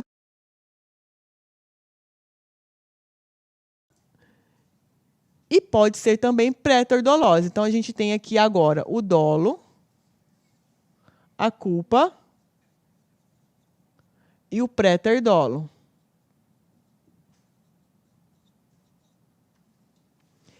O dolo, a culpa ou préter-dolo, então, veja, a gente está aqui dentro da conduta, que pode ser por ação ou omissão. Se eu não tenho conduta, por exemplo, por uma coação física, eu já nem tenho crime. Já morreu aqui na conduta. Bom, a minha ação ou a minha omissão, ela pode ser dolosa, culposa ou préter-dolosa. Então, é como se fossem aqui, né, os elementos que vão movimentar a conduta. Como eu disse, o Código Penal ele não faz diferença entre categorias de dolos, categorias de culpas. Préter-dolo nem se menciona no sentido de ser um instituto autônomo, porque, na verdade, o préter-dolo é um crime doloso que tem uma qualificadora por um resultado mais grave. É isso. Mas ele é uma mescla de dolo com culpa no resultado final. Essa que é a diferença. Tá? Então, aqui seria, né, préter-dolo, uma soma do dolo mais da culpa. Então, eu inicio a conduta dolosa e deu uma merda no resultado mais grave. Exemplo, lesão corporal seguida de morte. Depois eu vou falar sobre ela. Tudo bem até aqui? Olha lá o que o artigo 18 ele fala. O crime é doloso quando o agente quis o resultado, que é a teoria da vontade, que é a que predomina, ou assumiu o risco de produzi-lo, que é a teoria do consentimento, que trata do dolo eventual. Mas veja que nas estruturas dos crimes, a partir do 121, em nenhum momento se tem lá se o crime é doloso direto, se o crime é doloso eventual. Nós não temos isso lá. Ou teve crime doloso ou não teve, para fins de consumação. Para fins de capitulação daquele crime, importa se foi doloso ou não. Tá? Bom, o que a gente tem aqui? Deixa eu colocar aqui umas espécies de dolos mais importantes. Vou colocar aqui o dolo direto.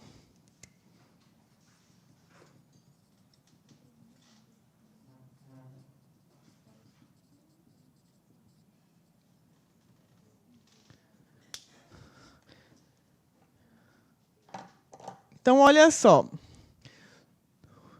O dolo, portanto, ele é formado com vontade e consciência. É isso, tá? Bom, quando eu tenho o dolo direto, eu tenho a vontade de praticar uma conduta e de produzir o resultado. Essa é a regra, dolo direto. Eu faço uma conduta, eu realizo uma conduta visando um resultado. No dolo eventual, eu pratico uma conduta, eu não tenho a vontade de produzir aquele resultado que pode surgir dessa conduta, mas eu assumo um risco de produzi-lo. Veja que é uma aceitação. Então, a palavra-chave aqui no dolo eventual é a aceitação ou conformismo do resultado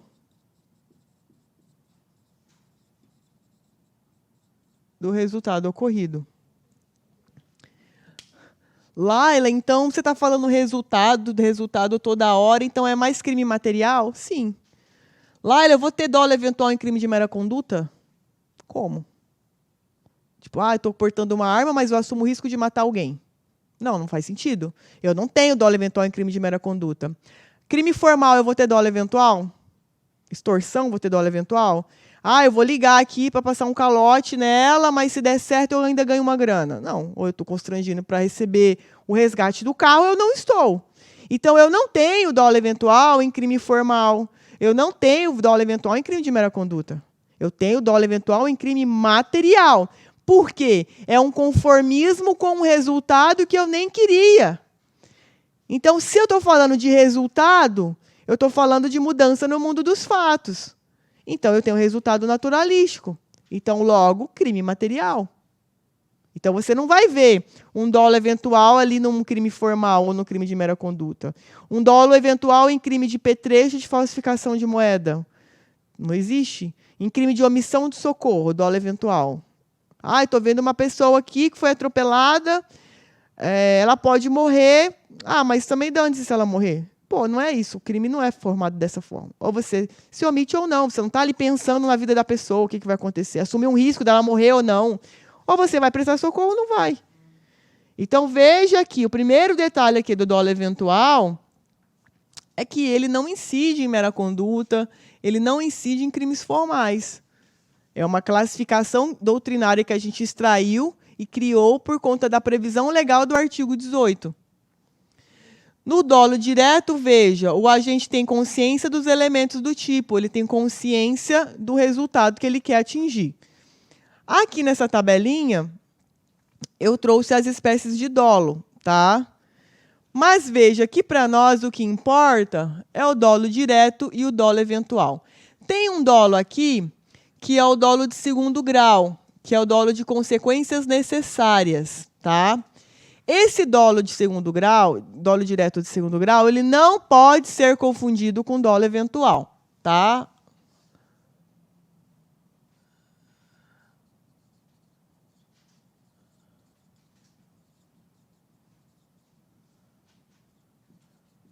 Qual que é a diferença? Tem um macete que geralmente os professores de cursinho ensinam, do dolo eventual, que foda-se, né? Errado esse conceito. É péssimo para errar em prova. Isso é ótimo para errar em prova. Não é foda-se e fudeu. Vou explicar por quê. No dolo eventual, a sua palavra-chave é conformismo com o resultado ocorrido. Então, você se conforma com o resultado que pode acontecer. Pode ser que aconteça esse resultado. No dolo de segundo grau, consequências necessárias, eu vou atingir mais de um resultado, mas eu já sei que no momento que eu realizo a conduta, aquelas consequências necessárias vão acontecer.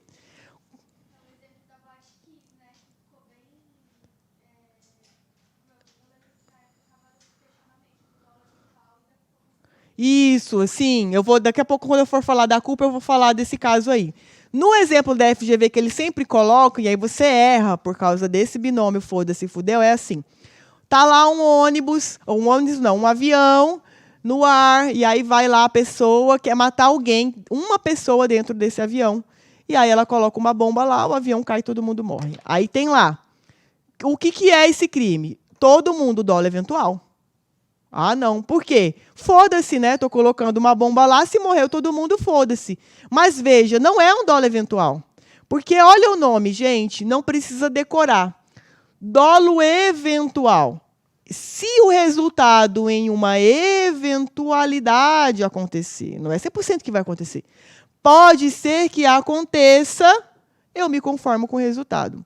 No dolo de consequências necessárias, o resultado concomitante, ele não é eventual, vai acontecer. Então, quando eu coloco uma bomba no avião, no momento que eu realizo essa conduta, todo mundo vai morrer ali dentro. Então, não é uma eventualidade, não é foda-se. Você é conformado com aquele resultado e ele vai acontecer mais de um resultado ali. Então, veja que esse caso do avião é um dolo de consequências necessárias, não é um dolo eventual. Pode perguntar.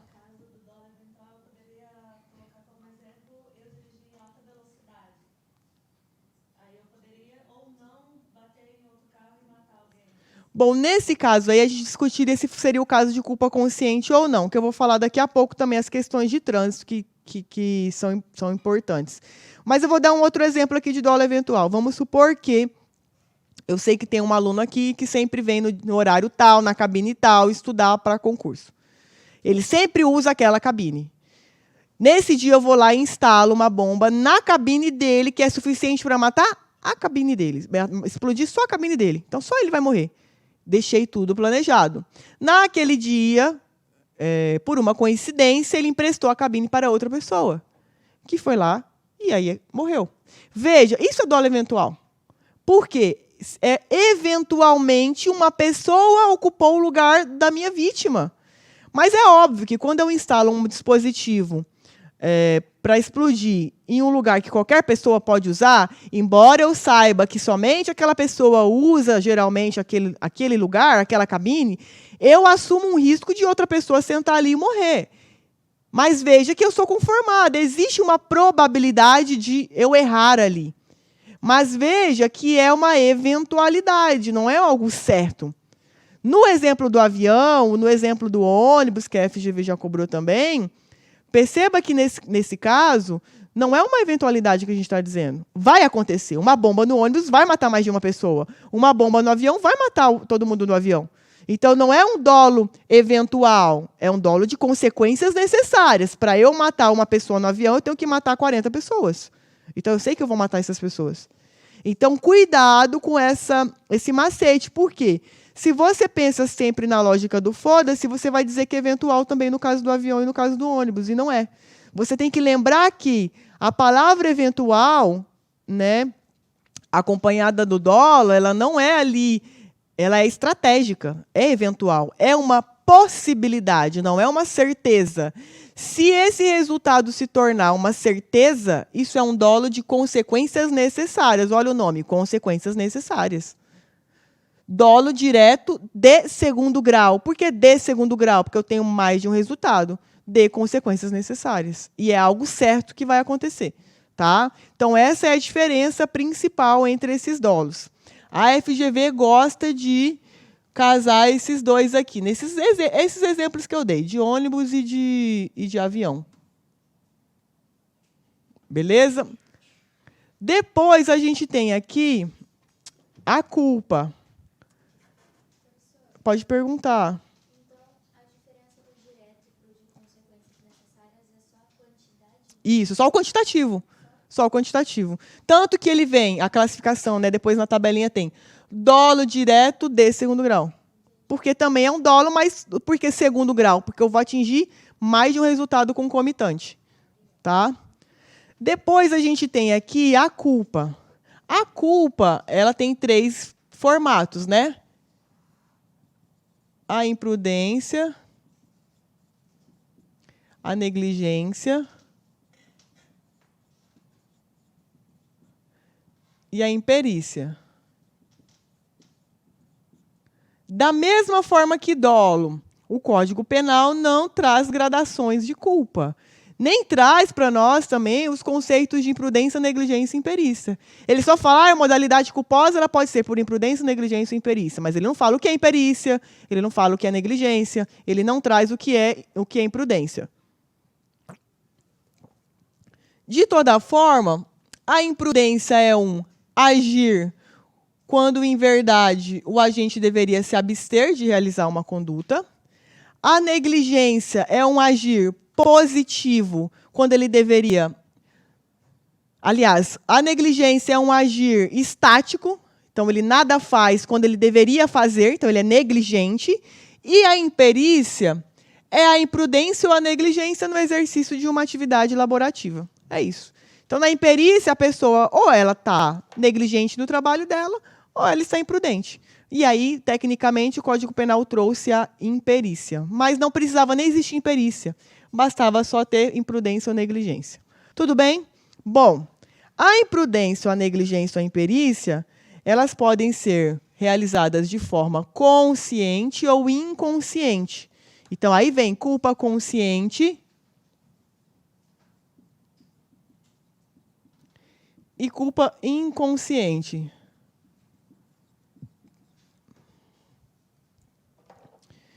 Deixa eu pegar aqui. Deixa eu ver se eu até trouxe aqui. Bom, qual é... Aí a gente entra nas discussões, né? Qual é a lógica dos crimes culposos? A primeira coisa... Ai, achei que tinha aquelas cadeirinhas de ficar meio em pé. Não tem? Ai, você me regaça, né? Tô destruída. Não, porque, gente, cheguei agorinha de viagem. Olha, eu sou tão sortuda com viagem de avião. Era para eu chegar meia-noite. Eu cheguei 10 horas da manhã hoje aqui, em Cuiabá. O que eu estava falando mesmo? Estava lembrando o perrengue que eu passei. O que era mesmo? Ah, tá, culpa. Então, veja, na culpa aqui, o primeiro detalhe que a gente tem que ver é eu só tenho modalidade culposa quando eu tenho previsão legal. Então, nós dizemos que os crimes culposos eles precisam ter tipicidade culposa. O que significa isso? Significa dizer que o legislador tem que trazer dentro de um dos parágrafos do tipo penal, que é o crime, a previsão da modalidade culposa. Se eu não tenho essa previsão, eu não tenho crime culposo. É isso. Então, não tenho roubo culposo, não tenho furto culposo. Só tenho crime culposo quando eu tenho previsão legal. Exemplo, lesão corporal culposa, homicídio culposo, que são os principais crimes, os mais cobrados em prova. A maioria das culpas que nós temos, ou seja, quando um agente ele realiza uma conduta culposa, em regra, essas culpas elas são inconscientes. Inconscientes. Então, a maioria dos crimes culposos, quando são realizados, a pessoa ela não tem consciência no momento que ela realiza a conduta, que aquela conduta dela pode ocasionar um resultado mais grave. Olha o que eu falei. Que a conduta dela pode ocasionar um resultado mais grave. Se eu estou falando de resultado, eu estou dizendo o quê? Crime material. Eu não tenho modalidade culposa de crime formal. Eu não tenho modalidade culposa de crime de mera conduta. Não existe isso. Crime culposo de porte ilegal de arma de fogo, de IP3, de falsificação, não existe. Então, perceba que no crime culposo eu tenho um resultado que eu dei causa por imprudência, negligência ou imperícia. Se eu estou falando de resultado, eu estou falando de resultado naturalístico. Se é resultado naturalístico, é só crime material.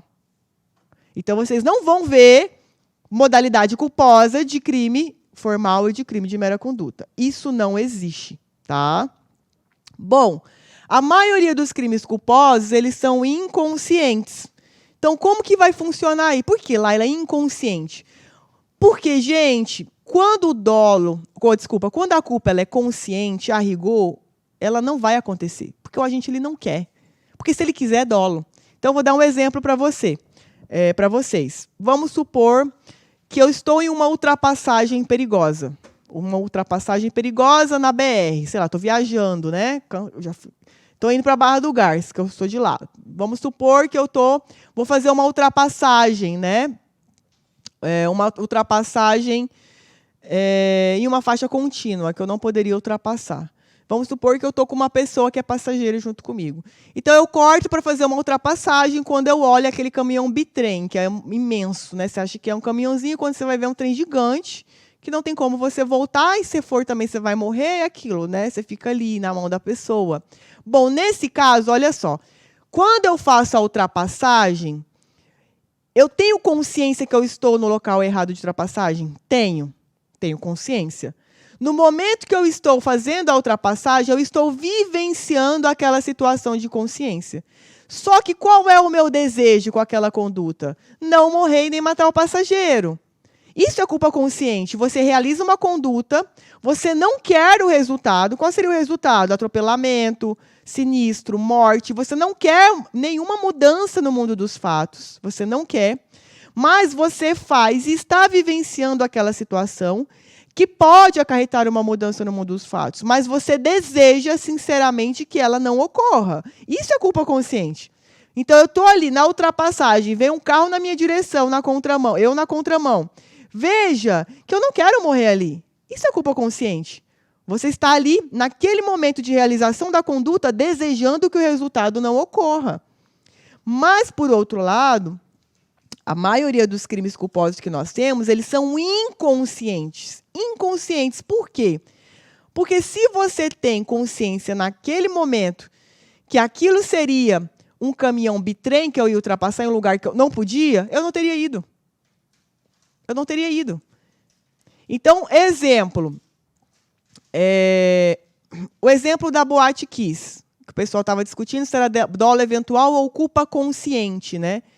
Gente, na culpa consciente, vocês acham que o cara que tinha uma balada, uma das maiores baladas da região, né, os caras, os empresários lá, que faturava horrores, com um problema lá do sistema de segurança, que os caras iam falar assim, pode ser que exploda essa merda, todo mundo morra, mas vou torcer para não explodir hoje.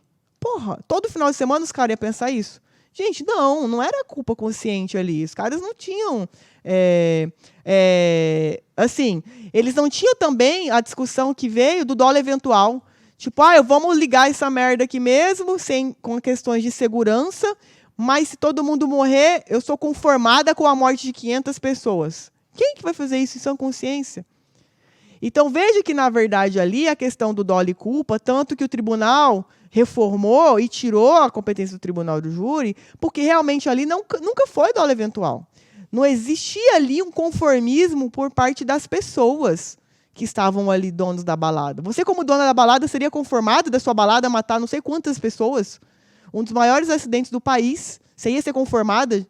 Entende? Então, não teria como ser dolo eventual ali. Poderia-se criar um outro tipo penal para criar crimes nessas situações? Poderia, mas a gente questionar a questão do caso da Boate Kiss ser dolo ou culpa e colocar como dolo eventual é impossível. Só se você se colocar na situação de segurança. O cara foi lá preso também, condenado de segurança pelo tribunal do júri. Pô, você é segurança lá, está trabalhando no local. Você é conformado se todo mundo morrer carbonizado ali, inclusive você. Tipo, não é dolo eventual isso, nunca foi. Então, tecnicamente, não é dolo eventual.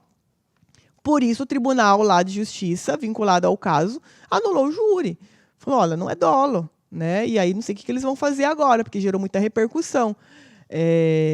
Um outro exemplo que ela falou assim, questão de veículo automotor. O STJ, antigamente, tinha um entendimento que racha entre carros era dolo eventual. Veja, gente, você está num racha lá em Santo Antônio, com o seu carro. Você teria um conformismo de você morrer, ou você matar umas 4 pessoas lá assistindo, ou você capotar seu carro no outro e matar outra pessoa. Você acha que uma pessoa que vai praticar racha, ela é conformada com o evento morte? Não. Ela é a pessoa que acha que ela é tão foda que ela pode praticar racha em Santo Antônio. Que ela é um mega motorista, que isso nunca vai acontecer com ela, que ela pode fazer isso tranquilamente, que não vai ter problema, ela é uma profissional.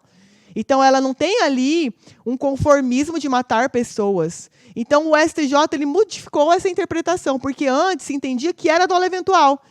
E aí, no racha, por exemplo, se alguém morreu lá no racha, o motorista ia para o tribunal do júri.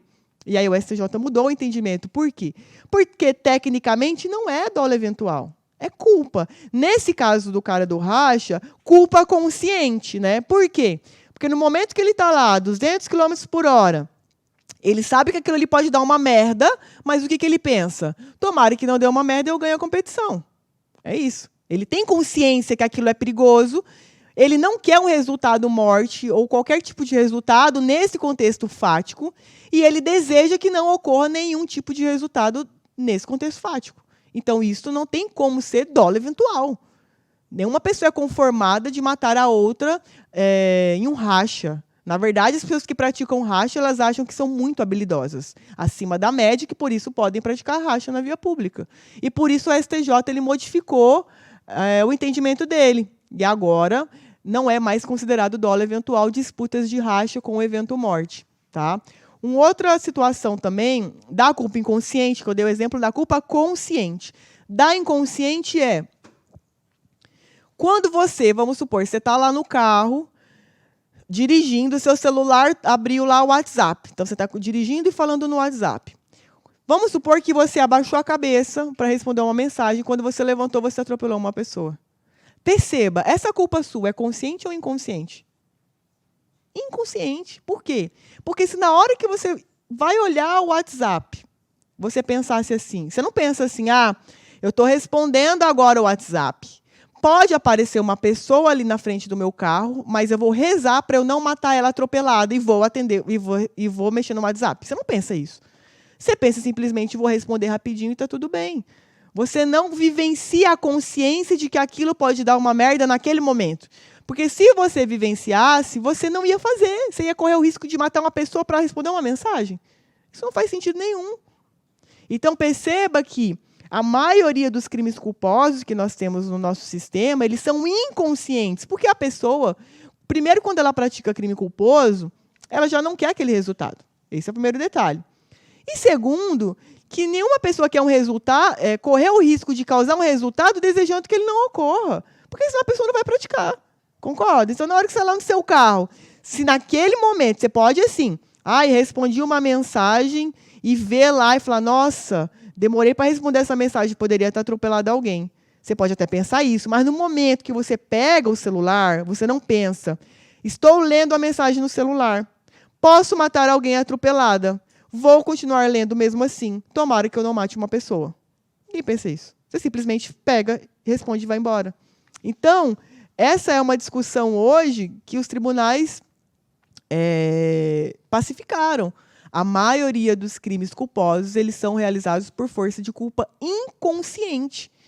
Porque se você tem consciência que aquela conduta pode acarretar um resultado naturalístico, você não vai fazer. Quer ver um outro exemplo?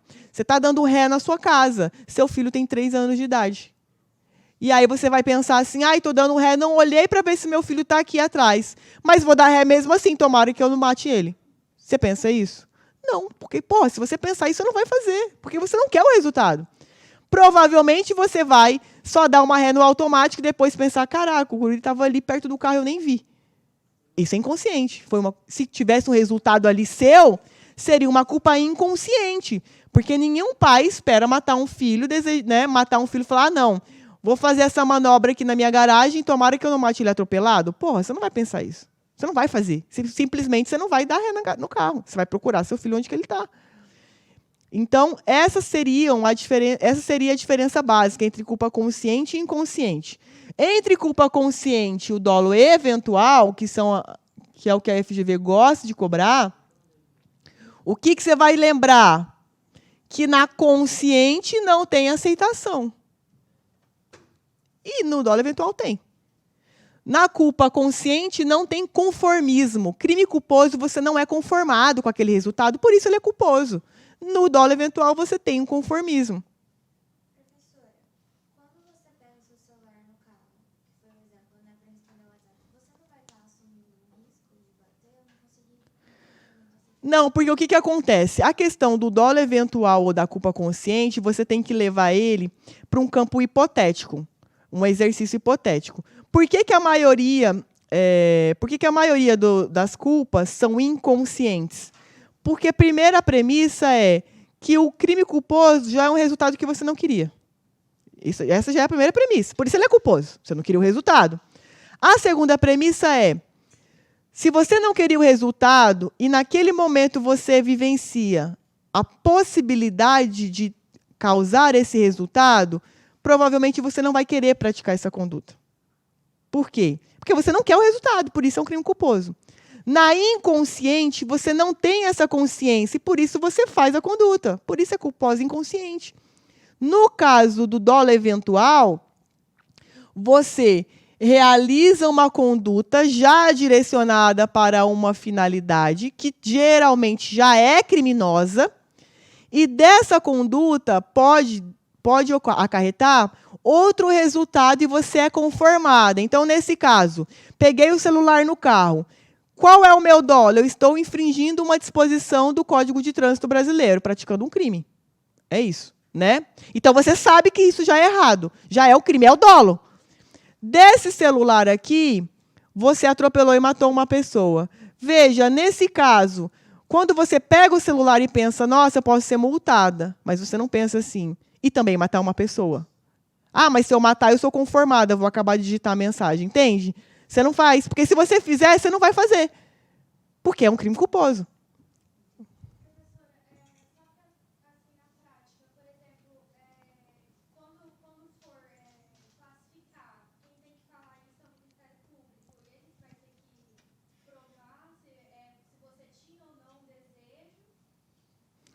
Bom, na verdade, o que acontece?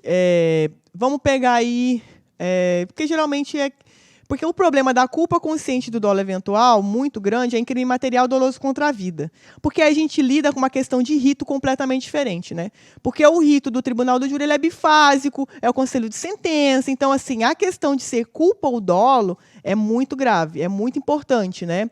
Então, nesse caso, esses debates, eles começam já no início da denúncia. Quem vai ser o promotor com atribuição para oferecer denúncia, a defesa já vai... Isso já é discutido já no nascedouro, né, do processo. Geralmente, o que os juízes têm feito? Manda para o tribunal do júri e decide lá se é dolo ou culpa. Na pior das hipóteses, foi pelo rito bifásico, que é mais amplo. Porque se os jurados entenderem que é culpa, né, declina da competência para um juízo comum, e tudo bem, porque já teve instrução normal, não mudou, né? Como é bifásico, a primeira fase do sistema do tribunal do júri é a mesma de um procedimento de primeiro grau. A partir do bifásico, eu tenho a pronúncia e o tribunal do júri. Então, veja que que se no tribunal do júri os jurados entenderem que é culpa, declina e volta, né? Provavelmente vai declinar, o juízo vai ratificar o que foi feito e já vai publicar a sentença, porque é culpa, está julgando crime culposo. Agora, por outro lado, quando não é esse o caso, a gente tem o Ministério Público, ele oferece, quando é um promotor mais técnico, ele já oferece a denúncia trazendo na narrativa em que consistiria essa culpa. Por que foi consciente ou inconsciente ou vice-versa. Né? Ele traz esse detalhamento. Ou não, ou às vezes ele faz uma denúncia falando, olha, culposo e é isso. Culposo porque foi negligente ou imprudente ou imperito. Ele não vai trabalhar no núcleo dessa culpa, se é consciente ou inconsciente. Porque, como eu disse, para fim penal, se é crime culposo, já é aquele artigo. Então, a gente vai discutir a questão de ser consciente ou inconsciente no cálculo da pena. Fica para o juiz na aplicação da pena, que vai ali promover poucas alterações de pena para elevar ou reduzir. É que a gente está falando coisa pequena, de meses, assim, não vai interferir muito na vida da pessoa que está sendo sentenciada ali. Primeiro, porque é crime culposo já tem pena pequena. Dificilmente você tem um crime culposo que a pena vai exceder 2 anos, 3 anos. Então, já estamos falando de regime aberto. Mas essas discussões técnicas de dolo eventual, culpa consciente ou inconsciente, a defesa é quem bate mais em cima. Por quê? Porque se é um crime culposo e o juiz ele aplicou uma dosimetria lá numa culpa consciente e a defesa é mais técnica e entende que é inconsciente, ela consegue pré-questionar isso para ir para o STJ e prescrever daqui a 15 anos. Então, a defesa ela sempre fica em cima desses detalhes. Dolo eventual, dolo direto, dolo de consequências necessárias, culpa consciente ou inconsciente. Porque aí você cria teses de pré-questionamento para ficar no recurso especial e no extraordinário. Então, você dá uma vida aí de 5, 8, 10 anos de processo, 15 anos de processo. Então, geralmente, a acusação ela não fica tanto em cima disso, a não ser quando se discute coisas como a Boate Kiss, que é um procedimento de tribunal do júri que a gente está falando. Mas, se não, isso é mais coisa que é trazida pela defesa. Ela que fica trabalhando nessas lacunas. Por quê? Culpa consciente e inconsciente, assim como as classificações do dolo, a gente não tem no Código Penal. Então, tudo é construção jurisprudencial e doutrinária. Então, você consegue as teses para pré-questionar em Brasília sem problema nenhum. Então, você vai dando vida longa para o processo, sabe? Deu para entender mais ou menos? Bom, gente, alguma dúvida até aqui? Então, olha, vamos fazer aí um intervalo rapidão. Já está na hora? Tá? Vamos fazer aí. Quantos minutos que é? Uns 15. Você pega lá a cadeira? Gente, quer me dar várias?